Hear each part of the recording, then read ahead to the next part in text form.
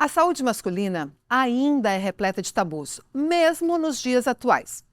Um levantamento da Sociedade Brasileira de Urologia revelou que 46% dos homens acima de 40 anos vão ao médico somente quando apresentam algum sintoma.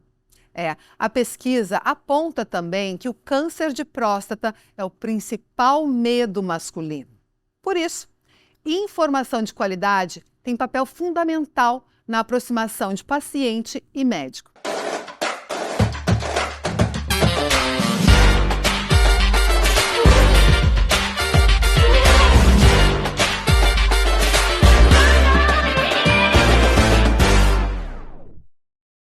O meu convidado de hoje é urologista e andrologista e tem como lema descomplicar a saúde masculina. Bem-vindo, Dr. Estevão Amin. Olá, Aline, muito prazer, muito obrigado pelo convite. É uma honra estar aqui com você, batendo esse bate-papo sobre saúde masculina. Fundamental, né, doutor? Eu acho que eu escolhi justamente convidá-lo para vir aqui ao Poder Real essa semana, que é Semana do Dia dos Pais. A gente pensa um pouquinho mais nos homens.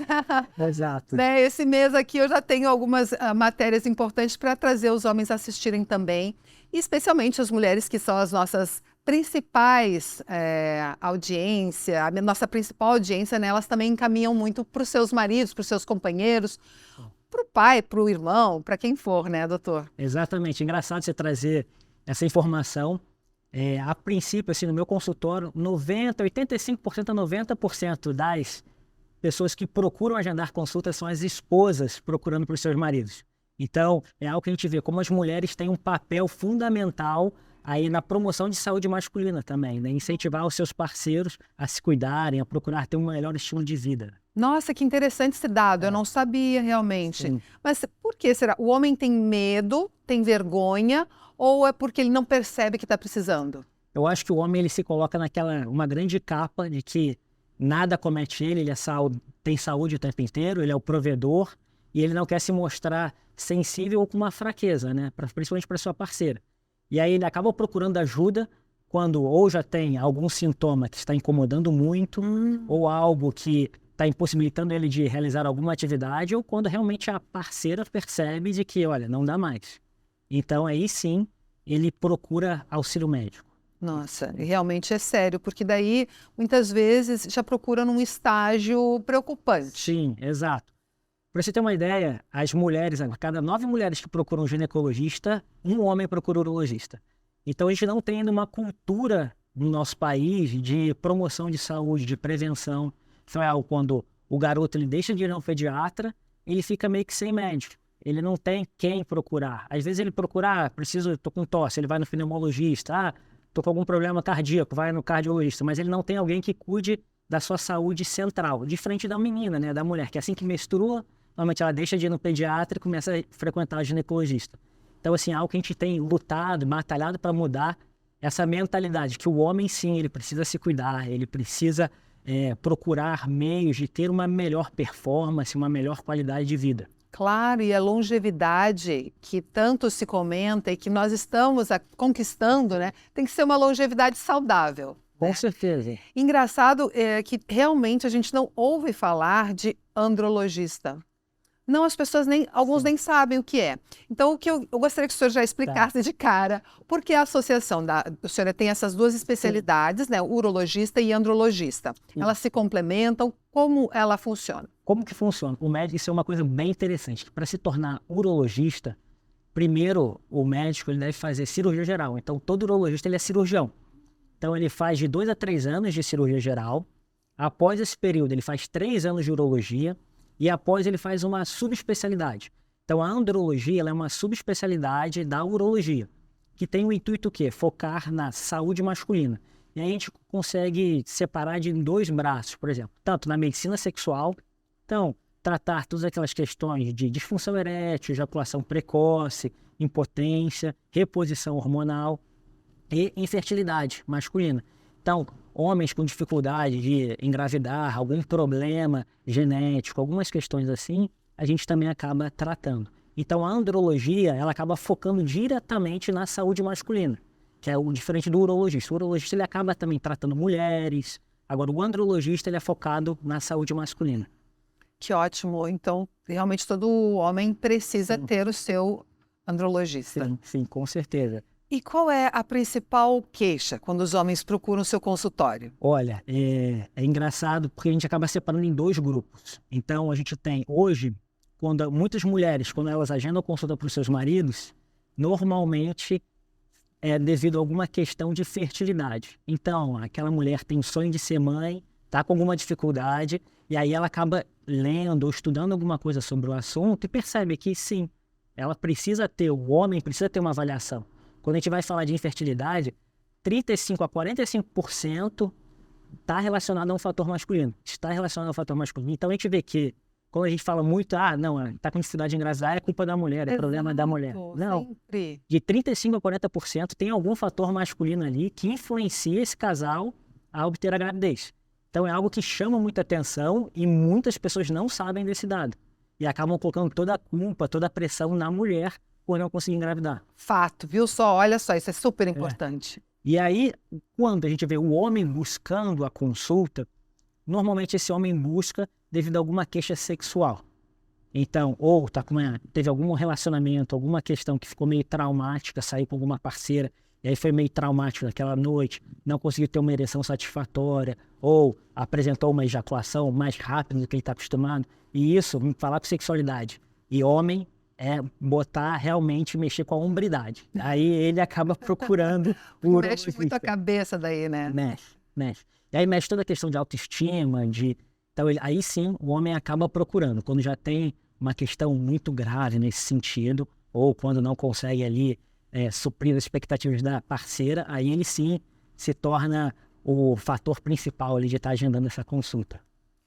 E já que o senhor tocou nesse assunto, né? Normalmente tem solução às questões sexuais, né? Da saúde sexual do homem. Elas são de fácil resolução ou são complicadas? Porque eu imagino, a gente sempre ouve falar que tem muito a ver com o estresse, a cabeça está lotada, não estou com cabeça para isso. Eles já demonstram fisicamente muito isso. Hoje é engraçado quando você traz esse assunto, porque quando a gente pega o homem que está no seu ápice da produção do seu trabalho, então buscando performance, tendo alto nível de estresse, é característico alguns deles terem uma baixa libido. Então, ele é jovem, pratica atividade física ou está super bem com o seu corpo, está indo bem financeiramente no trabalho, mas tem uma libido baixa. E a gente fala assim, o que justifica isso? Então, quando a gente vai analisar essa libido, é algo multifatorial. Então, a gente tem que, sim, investigar questões hormonais. Então, a gente avalia todo o perfil hormonal desse paciente, avalia seus hábitos, então, desde sono, estresse, alimentação, prática de atividade física, o seu relacionamento conjugal. Então, isso é algo muito importante. Como é que ele se sente em relação à sua parceria, à sua parceira? Como é que está esse relacionamento? É um relacionamento onde você tem muito estresse, muita cobrança? É um relacionamento onde já houve uma quebra de confiança? Então, são todas questões que acabam influenciando diretamente ou indiretamente a questão da sexualidade. Quando a gente vai comentando assim de sexualidade, quando a gente vai falar principalmente da disfunção erétil, que é um medo assim, que muitos homens têm, vou falhar, a gente acaba separando em 2 grupos, digamos assim. A gente separa em disfunção erétil de causa orgânica, então, que é o diabetes, o tabagismo, pressão alta, colesterol alto, todas essas doenças acabam influenciando na ereção. E a gente separa também nas psicogênicas, que vai ser o estresse, depressão, ansiedade. E aí a gente tem uma terceira, que seria a mista, que seria um conjunto de tudo. Nossa, uma bomba. Então, eu acabo colocando quase todos os homens na mista, principalmente aqueles acima dos 50 anos. Porque quando você tem uma disfunção erétil, seja ela por conta de diabetes ou tabagismo, o seu psicológico também vai estar afetado. Então, antes de começar a relação, esse homem ele tem toda uma expectativa, a autoestima dele está diminuída, então ele fica naquele pensamento, muitas vezes um pensamento recorrente, tipo, não posso falhar, eu preciso ter ereção, e aquilo se torna um estresse para ele, e ele acaba falhando. Então, é algo multifatorial. Tratar disfunção erétil não é só prescrever, por exemplo, um Viagra, por exemplo, uma medicação oral. Não, ela é multifatorial. Então, é compreender os hábitos desse paciente, é compreender os seus costumes, seu estilo de vida. Então, isso é muito importante, a gente focar no estilo de vida do paciente também. E trabalhar muito esse lado psicológico, que eu acredito ser fundamental, né? Ter uma escutativa, saber entender, compreender bem esse paciente. E aquilo, né? O paciente acaba se tornando um amigo seu, porque grandes assuntos que ele traz no consultório, ele não fala com ninguém. Então, você é a única pessoa que está ali escutando ele, às vezes aquele executivo, aquele CEO, se desarmar, tirar toda aquela caixa, aquela armadura ali e falar assim, poxa, meu relacionamento está ruim, tive problemas com a minha esposa assim. Então, você acaba se tornando assim até um confidente do paciente. Imagino, e é a sala da verdade. E é um momento muito sagrado entre profissional e paciente, né? Isso é legal, poder ter essa confiança e ter um médico que a gente confie. Agora, o senhor citou homens a partir de 50 anos, normalmente começam a ter essas preocupações mais acentuadas. Tem também a questão hormonal. A gente sabe da andropausa. Porque para a mulher, nós estamos no boom mundial de falarmos das questões da menopausa, de todos os sintomas. As mulheres estão se desnudando sobre esse assunto, de que não tem que ter o tabu, não tem que ter o medo. Isso não significa velhice, isso não significa incapacidade. O homem não fala da andropausa e ele sofre muitas vezes quietinho, sem conciliar com questões hormonais. Como de fato isso acontece para o homem? Olha, a andropausa, ela é um comportamento hormonal que acontece no homem diferente da mulher. A partir dos 40 anos, mais ou menos, os homens eles vão ter um declínio de 1% no valor da sua testosterona, que digamos assim que é o hormônio masculino. A partir dos 40. Então já começa a ter um declínio. E isso se torna mais acentuado de acordo com o estilo de vida, de acordo com os hábitos desse paciente.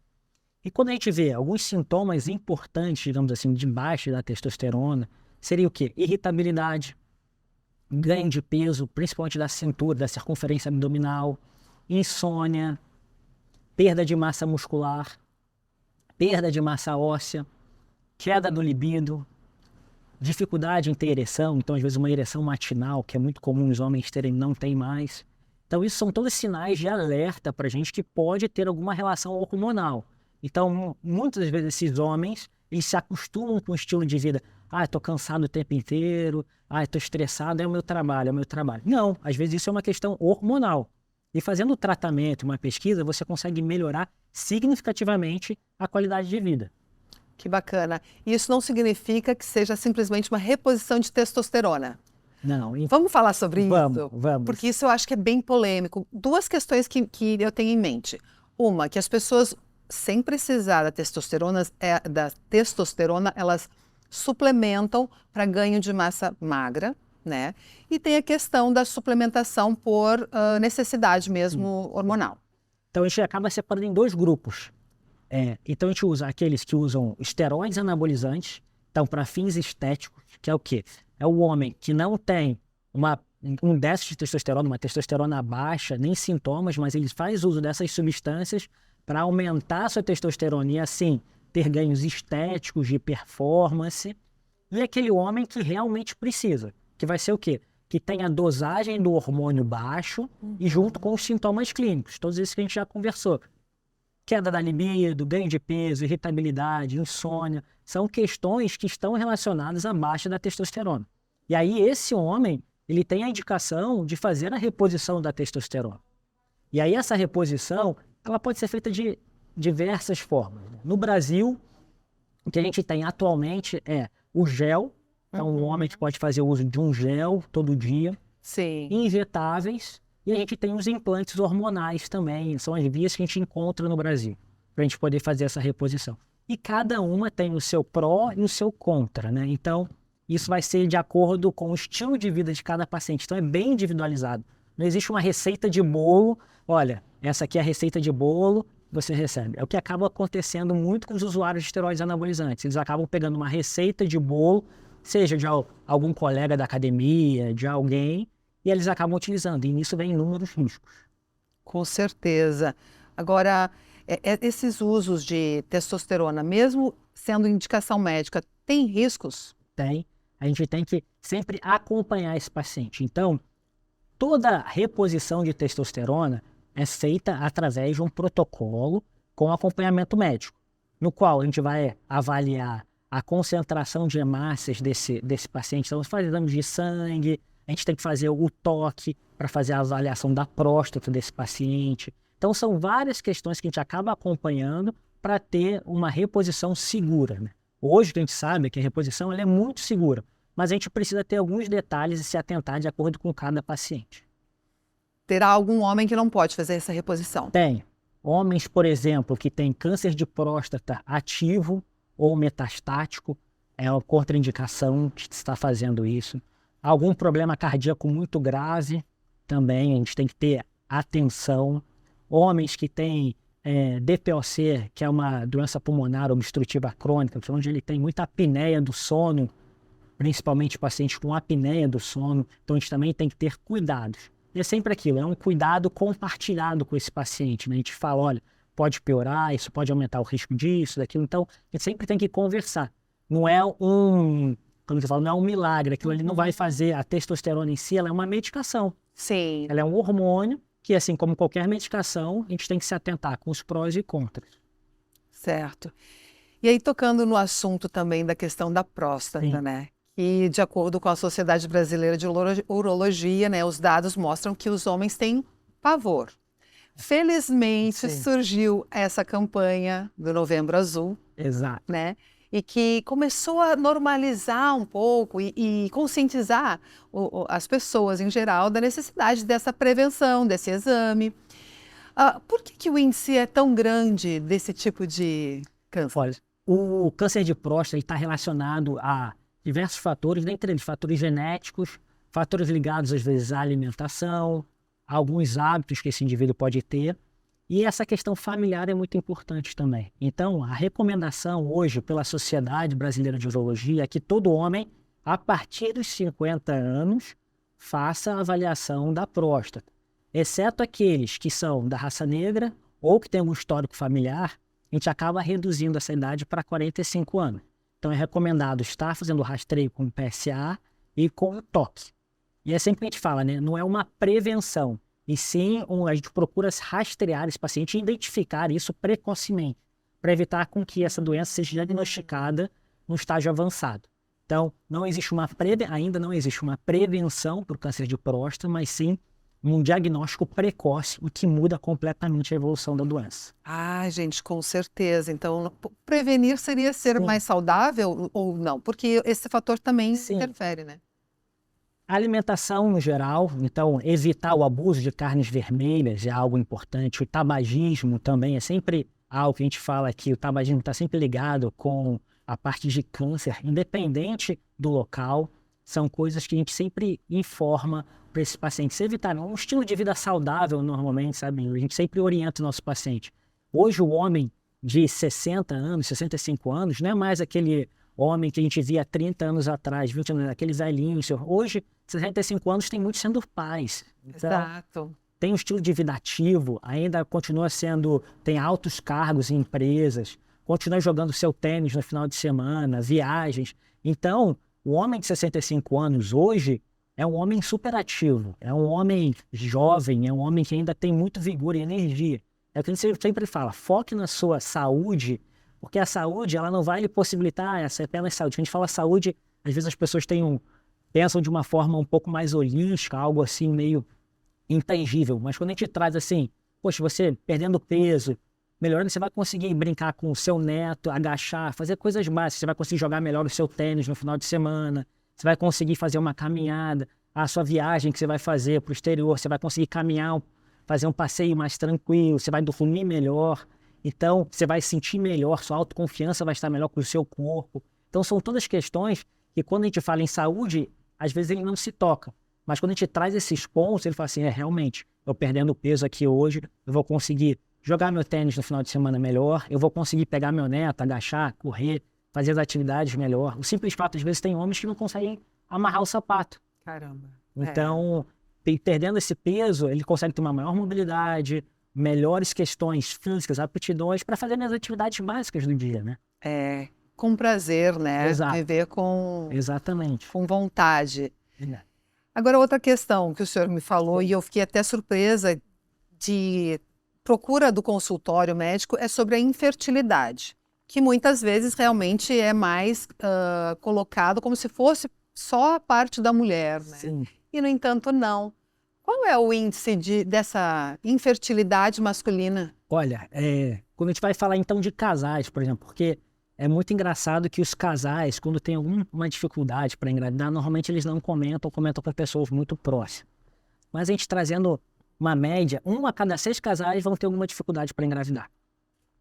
E quando a gente coloca a nossa sociedade hoje, no qual a mulher independente busca o seu lugar no mercado de trabalho e acaba procurando, às vezes, casando, querendo ter filho, ali próximo dos seus 35 anos, isso é um sinal de alarme.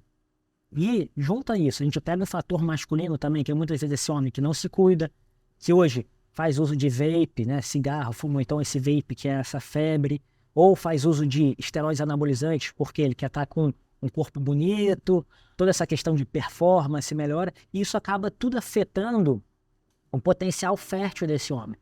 Então a gente vê que a gente tem uma média que de 35% a 45% da dificuldade do casal de engravidar está relacionada com o fator masculino. E esse fator, e essa questão de infertilidade pode ser ligada a diversas questões. Então, a gente acaba analisando esse homem de uma forma global. A gente avalia hábitos e estilo de vida, questões genéticas, questões de alimentação, a parte toda de medicação que ele faz uso, então, desde suplemento, a questão de hormônios, a doenças mesmo, né? Então, varicocele é uma doença que é a principal causa de infertilidade masculina. Então, alguma cirurgia que ele fez na infância, alguma alteração no crescimento dele na infância. Então, são todos mínimos detalhes que acabam comprometendo a saúde masculina, que muitas vezes esse homem não se toca, ou então não sabe. E quando você nessa consulta traz, relembra, por exemplo, um hábito muito comum, sauna. Homens que fazem sauna todo dia têm um prejuízo É mesmo? na Nossa. produção dos espermatozoides. Então, são coisas que, assim, são pequenos hábitos que às vezes a gente tem que ajustar para melhorar esse potencial fértil masculino. Que bacana. E aí, também fazer os exames normais, Sim. porque quando o casal decide que está na hora de engravidar, né, a mulher faz, mas o homem também é Também é necessário ver fazer um check-upzinho, como é que está a saúde, né? Exato. Esse check-up de saúde anual, né, que a gente fala, é muito importante. No check-up a gente consegue avaliar várias questões, né? Desde questões cardiológicas, se ele pratica algum esporte, questões ósseas, então a gente avalia a densitometria óssea desse paciente, a gente avalia questões da tireoide, hormônios, questão do fígado, às vezes de uma obesidade, às vezes uma gordura está localizada no fígado, que isso pode evoluir para alguma coisa mais grave. Então a gente avalia a cintura abdominal, circunferência abdominal. Os pacientes não gostam muito não, né? Quando você pega uma fita com essa medida, Medo, pânico. não gosta, mas assim, são todos fatores importantes quando a gente vai falar de saúde, né? Com certeza. É olhar o homem como um todo. É isso aí que precisa. E a questão da vasectomia, por exemplo, o casal resolveu que quer ter mais um filho Sim. e ele estava vasectomizado. Hoje a gente tem várias, na verdade, vou falar 2 opções, tá? A primeira opção para esse casal seria a reversão. A gente pode falar da reversão da vasectomia, tá? Aqueles homens que têm a vasectomia com até 10 anos, a gente tem 90% de chance de sucesso nessa reversão da vasectomia. Mas é uma cirurgia muito mais complexa do que a própria vasectomia. Então a gente utiliza microscópio, fios são muito delicados, quase na finura de um cabelo. Então assim, é uma cirurgia bem mais complexa. E a gente tem, como são homens com mais de 10 anos, 15 anos, ou só querem ter um filho, não querem ter mais de um filho, às vezes a gente pensa nas técnicas de reprodução humana assistida. Então, aí a gente faz a captação cirúrgica dos espermatozoides. Então, tem que ir para um centro cirúrgico, passa por anestesia, aí a gente aspira, a gente faz uma punção, às vezes no testículo ou numa outra estrutura que tem próxima ali, o epidídimo, funciona, manda para o laboratório esse material e aí no laboratório eles fazem a mágica. Fazem primeiro uma análise, né? Isso. Porque é verdade que existe uma probabilidade maior de mutação genética quando é feita essa reprodução assistida? Olha, o que a gente sabe, que a gente avalia sempre, a idade, né? Então a idade paterna e materna são sempre fatores que a gente acaba analisando. Quando a gente retira assim, espermatozoides do testículo desse paciente também, esse embrião sempre tem que passar por uma biópsia, para poder avaliar se tem ou não alguma anomalia genética, algo, nessas questões, tá? Fatos interessantes que a gente também não consegue, através da parte genética, identificar é o seguinte, é a questão dos distúrbios do neurodesenvolvimento. Esse é engraçado, quando a gente vai falar de homens mais velhos tendo filho, porque a gente sempre tem aquele preconceito, né? Ah, a mulher passou da idade, não pode ter filho. Agora o homem com 70, 80 anos, ele pode ter filho. Tem muito isso, né? Sim. Só que não... Ele acaba que ele consegue, ele pode, mas a gente vê que existem muitos distúrbios do neurodesenvolvimento, que seria o quê? Autismo, TDAH, são muito relacionados à idade paterna. Então, homens mais velhos tendem a ter filhos, não é 100%, tá? Então, assim, eles tendem, alguns estudos mostram o aumento das chances da gente ter distúrbios do neurodesenvolvimento. E isso a gente normalmente não consegue fazer com teste genético. Ai, não consegue saber, né? Não consegue saber. E quanto seria? Que idade seria o mais velho? Mais velho, digamos aí, a partir dos 50 anos. Nossa, é super novo ainda. Então já começa a aumentar as chances. É claro que quanto mais velho, maiores as chances, né? Não, e também não é 100% dos casos. Agora, a gente falou sobre a questão da próstata, né? Sim. Não somente os tumores de próstata, né? Mas é uma glândula que deve ser observada e testada ao longo da vida. Tem outras disfunções que essa glândula aumentada podem gerar também, né? Sim, um fato interessante, que é o quê? A gente sempre fala muito do câncer da próstata. Só que existe a hiperplasia prostática benigna, que é uma outra condição normal que vai acontecendo no homem, que é o crescimento da próstata.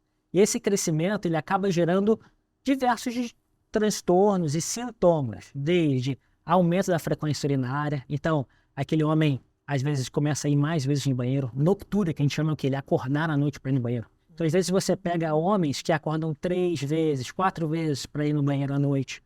Ou que fica gotejando. Ele urina e depois ele tem a sensação de gotejamento. Ou uma sensação que não esvazia a bexiga corretamente, de esforço na hora de urinar. Então, são todos sinais e sintomas de que esse homem tem uma próstata aumentada. É o que eu falo. Quando chega assim, tá tudo bem, que você, homem, normalmente é monossilábico, tá tudo bem. Sente alguma coisa? Não. Aí você pergunta, e à noite, vai no banheiro? Doutor, vou muito bem. 3, 4 vezes à noite eu acordo para ir no banheiro fazer xixi. Aí você fala assim, mas isso não é normal. E eles pensam que é normal, que bebeu água. E aí você imagina, esse homem ele acorda 3 vezes ou 4 vezes à noite para ir no banheiro. Que qualidade de sono ele tem? Para acordar no dia seguinte, para trabalhar, para praticar seu esporte. Então, ele fica com o sono picado. E isso aumenta inúmeros hormônios que estão relacionados com estresse, envelhecimento, aumento de risco cardiovascular, então risco de infartar, risco de queda. Você sabia que muitos idosos acabam levantando à noite para ir no banheiro fazer xixi, caem, quebram o fêmur. Meu Deus. E aí acaba tendo alguma complicação maior ainda até indo a óbito. A gente vê que a queda é um dos fatores de risco mais importantes para o idoso e a óbito. Então, às vezes um fato simples de tratar a próstata desse paciente evitaria algo mais grave futuramente. Então, assim, são sinais que a gente sempre alerta. Poxa, você acha que acordar 3 vezes à noite é saudável para você? Que qualidade de vida você está tendo? Então, isso é algo que chama muita atenção. Mas também tem, não sei se com relação aos homens é igual, a mulher, a partir dos 45, lá, ela começa a ter essa interrupção no sono. Então, se para o homem também dá aquela insôniazinha, ele já levanta, já vai no banheiro e tudo, e não presta atenção de que pode ser um problema de próstata ou bexiga. Ele pensa que o problema é a insônia, né? Exatamente, isso é algo que a gente chama a atenção. E mais um fato interessante é o seguinte também, Lila. Quanto mais velho a gente vai ficando, menor é a quantidade de sono, digamos assim, que a gente necessita. Então, eu lembro muito do meu avô, que ele falava assim, eu não consigo dormir. Mas ele deitava, às vezes, 7 da noite, acordava às 3. Quando você olhava ali, ele deitou às 7, acordou às 3, praticamente dormiu 6 horas. Dormiu muito bem. Dormiu muito bem. E aí ele acordava no meio da noite, ele virava assim, Estevão, não tô conseguindo dormir. Eu falei assim, pô, mas você tá dormindo às 7 da noite? Entendeu? Então, espera. Antigamente, a gente sempre falava, espera terminar o programa do Jô. Terminou o programa do Jô, vai dormir. Então, porque era um período que a gente falava assim, olha, você dormindo a partir de meia-noite até as 8 da manhã, e dormir é um período satisfatório. Verdade. Senão, ele costuma dormir cedo, então ele vai deitar 6 da tarde, 7 da tarde, vai acordar às 3. aí quer fazer uso de alguma medicação porque está com insônia. Então isso é algo que a gente chama muita atenção também. Então, quer dizer, ser saudável, além de fazer exercícios, né? Sim. Ter aquela higiene do sono. O sono comanda muito essa nova fase da vida, né? Sim. É fundamental para a saúde mental, inclusive, não é, doutor? Sim. Esse fato de higiene do sono é muito importante, que hoje a gente vive com os eletrônicos, né? Então, smartphones, a gente sempre... Qual que é o hábito da maioria das pessoas? É deitar na cama antes de dormir. Vou checar mensagens, olhar minha rede social. E isso atrapalha o sono. Essa luz na cama, né, deitado ali, isso atrapalha profundamente. Fora isso, o consumo de cafeína em excesso, principalmente após as 16 horas, é outra coisa. A atividade física à noite também é algo que faz a liberação de alguns hormônios que vão te despertar, então você acaba ficando um pouco mais desperto nesse período. Então são todas questões que vão influenciar a alimentação muito pesada, ou muito rica em gordura, ou carne, algo, proteína muito pesada. Então isso tudo vai influenciar o seu sono. Aumenta às vezes refluxo, coisas que vão te trazer um malefício ali na hora de dormir. Então é muito importante estar atento a alguns hábitos para poder dormir. Eu brinco, cama é lugar de dormir, não é lugar de ficar às vezes deitado lendo livro. Então são coisas importantes, você criar um ritual na hora de dormir. É verdade. A gente tem que respeitar, é tão bom, né, seguir os rituais. E isso se revela no nosso dia a dia, na nossa disposição. E quando você vê, o tempo passou. O tempo vai passar para todo mundo, gente. Não tem que pensar assim, quando eu estiver naquela idade. Sim. Quando você piscar, já foi, já está sendo.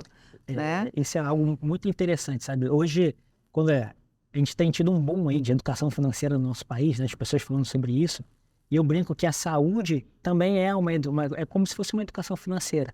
É o quê?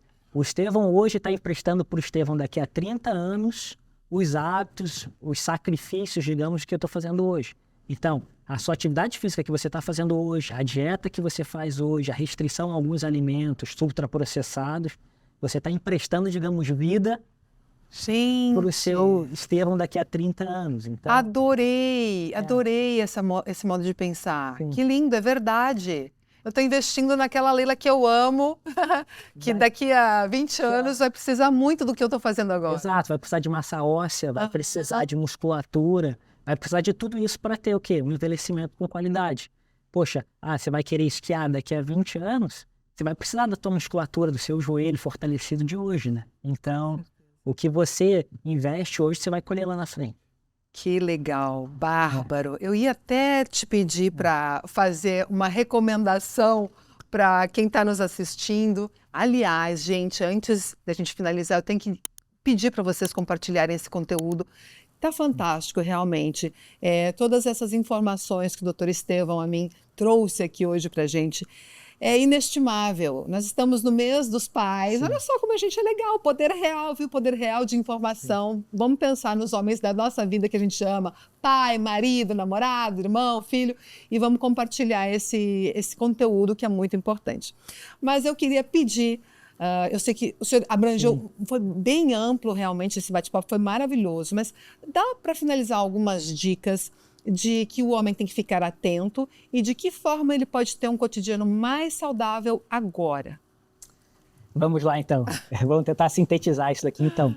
Que eu sempre gosto de comentar. Então, primeiro, controle do estresse.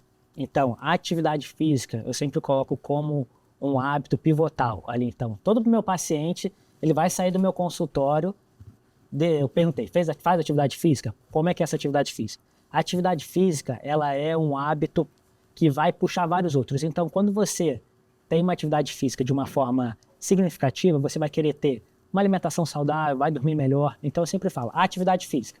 Então, primeiro, atividade física, alimentação com qualidade. Então, procure se alimentar bem. Terceiro, o seu controle do estresse, um relacionamento. Então, tenha sempre no seu relacionamento diálogo. Diálogo é fundamental. Então, eu sempre falo, você escuta a sua parceira? Então, isso é fundamental. Então, atividade física, uma boa alimentação, diálogos abertos e sempre fazer os seus exames de rotina. Isso, você já vai ter 90% aí de chances de ter uma vida saudável e viver bem, né, com qualidade. Que máximo, legal. E tudo que a gente pode colocar em prática já. Sim, Né? exatamente. Começando agora mesmo. Toma bastante água. Importante, viu? Legal, doutor. Muito Eu obrigada que agradeço. pelo tempo, por estar aqui com a gente na Sala do Poder Real. E sucesso. Muito obrigado. E assim eu desejo para vocês também. Tenho certeza que vocês amaram esse conteúdo e vão até assistir de novo. Sim. Obrigado e um ótimo Dia dos Pais. É isso aí, gente. Feliz Dia dos Pais. Um beijo e até a semana que vem.